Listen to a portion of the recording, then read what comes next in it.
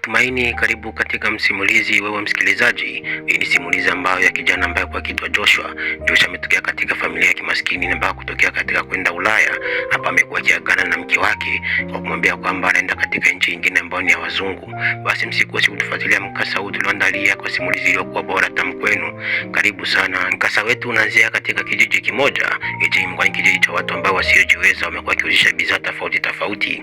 Sasa amekuwa kijana mmoja ambaye kwa jina maarufu Joshua. Amekuwa ni mtanashati huko mtulivu ambaye kwa kila mtu alikuwa akimpenda kwa kumwadisia. Joshua imekuwa ni kijana pekee, imekuwa ni kijana ambaye mtulivu na mwenye hekima na heshima ndani yake. Watoto wengi walikuwa kimuona Joshua akipita barabarani, kuwa huko akitembeza basikeli yake, walikuwa akimkimbilia na kumomba matunda. Joshua imekuwa ni kijana wa kipekee kabisa, amekuwa akiuzisha matunda, lakini matunda yake yametokewa kuuziwa na watu wengi, maana kwa akipita na basikeli yake ndani ya mji, watoto wengi walikuwa kimbilia nyuma yake na kumomba matunda. Joshua amekuwa akiishi na wazazi wake wawili, amekuwa akiishi na baba yake na mama yake, lakini Joshua amekuwa ni mtu ambaye anapelekea watu matunda tofauti.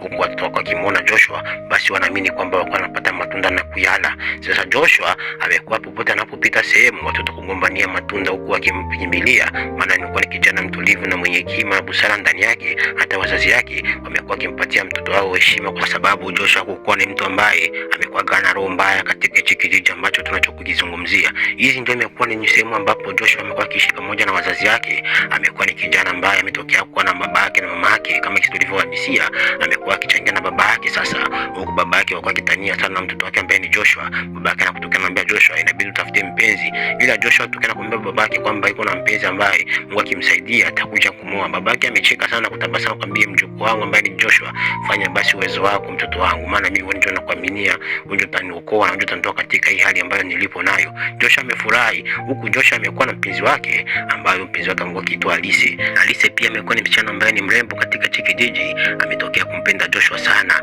maana Joshua amekuwa akimpenda Alice, maana alikuwa akipendana upenzi nzito, upenzi shata mpaka kila watu wamekuwa akikubali upendo wao hao wawili, maana walikuwa akipendana sana. Sasa hawa Alice amwambia Joshua msindikize sokoni, maana mama yake amekuwa anamwagiza na kumtuma bidhaa tofauti ila mletee mama yake. Ndio Joshua akasema acha nikushindikize basi sokoni, huko amekuwa akimpenda mpenzi wake sana mpaka Alice pekee anajisi roho ipo tayari kabisa kwake. Sasa kwa kienda sokoni kukuemea majirani na watu ambao wakiwaangalia wakiwa na penzi lao, kwa kila mtu amekuwa kulitaka na kulitamani na kulisifia. Ndio Alice akatokea kumwambia ambaye ni Joshua, nabidi siku moja basi uje wewe uwe mpenzi wangu, uwe mke wangu. Ila Joshua akamwambia subiri Alice, nikipata kipato basi nahakikisha wewe utakuwa mke wangu. Alice amefurahi, wakarudia wanauza bidhaa zao tofauti. Wanaporudia nyumbani, ndio Joshua akatokea na kumwambia Alice, naenda kwenda kumwangalia mamako, maana sijui kama atanitokana. Alice amekuwa kitabasamu akimwambia Joshua, usimwogope mamangu, hakuna lolote atakalo kufanya, maana yeye siku zote amekuwa kusifia akisema kwamba wewe ni kijana ambaye una roho nzuri. Basi Joshua amefurahi kusikia maneno ya Alice. Alice akamwambia acha sasa nimuite mama, usiogope. Wakacheka wakitabasamu wote wawili. Ndio mama hao akatoka nje na kumwambia karibu sana kijana, na kusiaga mtoto wangu ambaye ni Alice na kusifia sana. Basi karibu ndani tuchangie chakula cha mchana. Ndio Joshua amekuwa anajisikia aibu na kujisikia haya, ndio mpenzi wake akamkugotea ndani. Basi wamekuwa akichangia huku mama yake akimuuliza Joshua, una malengo gani kwa mtoto wangu? Ndio Joshua akatokea na kumwambia kwamba mimi nikipata kipato naweza nikatokea nikamuoa binti yako. Mama yake alifurahi sana kwa neno ambalo Joshua leo alimwambia. Ndio Alice akamwambia mama yake, nampenda sana huyu mwanaume. Joshua amecheka. Sasa kipenda anapocheka ndio akawaaga. Sasa akamwambia mimi narudi nyumbani, maana mzee wangu hii mida ndio mida kunitafuta. Sasa alipochukua safari yake na kurudi nyumbani kwao, na mkumbuke kwamba hiki ndio kijiji cha kwao na Joshua ambapo walikuwa akiishi, na ndio kwa nyumba yao amekuwa akiishi na babake na mamake. Ilipofika majira ya usiku, ndio Joshua akatokea kuambia wazazi wake kwamba anaenda kumwangalia rafiki yake, maana imekuwa ni saa 2 ya usiku. Ametoka ameacha basikeli yake akatembea na miguu. Sasa kipindi anapotembea na miguu, Joshua amekuja kuangalia huko, naona vichaka vinatingizika, akakuja kugundua kwamba alimwona msichana ambaye ni mzuri sana, amekuwa ni mwanajini. Ameona binti ambaye kwa ni mzuri, mweupe wa kung'aa. Joshua alipomwona yule mwanamke, miguu yake imekuwa mizito, maana ukitaka kimbia inashindikana. Ndio yule mwanamke akatokea kumwambia Joshua, nimekupenda sana wewe mwanaume, maana mimi natamani unioe. Joshua ameshangaa kwa sababu mwanamke amekuwa ni mwanajini mwenye uwezo, amekuwa shamshughulikia Joshua akili yake, maana alikuwa fasi moja, amekuwa akiweweseka ila hana cha kujitetea. kutokea mbele ya mwanajini. Ndio mwanajini akataka kumwambia Joshua, basi hapa leo nitakupeleka kwa baba yangu na wazazi wangu wakuone. Ili nasikia watu wengi wanakusifia ndani ya kijiji kwamba wewe ni mtu mwenye mapenzi, wewe na Alice, lakini na mimi nimetokea kukupenda Joshua. Naomba ukubali ombi langu ili tukaishi ujinini. Sasa walipoelekea ujinini, walipofika baharini sasa, Joshua anakuwa kushangaa na anafika baharini na yule mwanamke ambaye ni jini anafanya mazingaumbo, anaita usafiri ile alielekea ujinini. Aliita usafiri wake. Sasa walipoita usafiri wake umekuja kuwachukua na kuwapeleka ujinini, huku Joshua kwa watu wake zubana kuangalia ajua hapa anapoelekea kumbe wako naelekea ujinini. Sasa palipopita mwaka mmoja hivi na nusu, sasa wazazi wake wamekuwa na wasiwasi kwa kijana wao alipotea mazingira kutatanisha. Ndio mama yake akasema aelekee kwa mtaalamu ili amwambie shida ya mtoto wake kilichomkutana. Ndio mtaalamu akamwambia mama yake na Joshua kwamba mtoto wenu namuone kwa ujinini, basi nitakupa chupa ambalo hilo chupa utalipeleka. Ukifika kwa ujinini,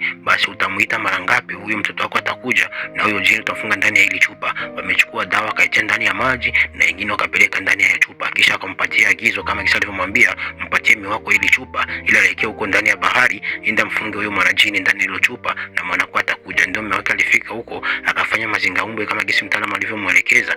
Basi yule jini akatoka, wakakuwa wanapigania sasa ile chupa.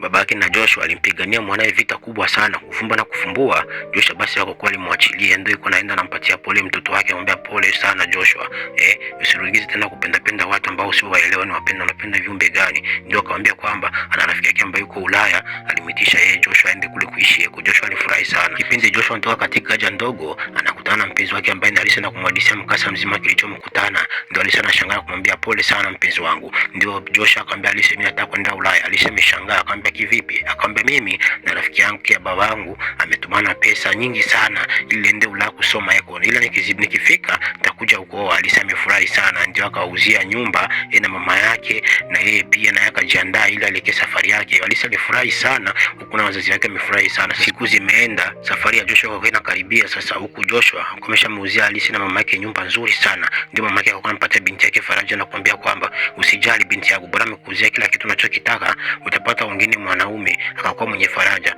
Lakini sasa Joshua yeye amekuwa amepigilia costume hivi, anakocha baba mizigo yake ile anaelekea sasa kwa airport, anaenda kuchukua ndege ili simwache.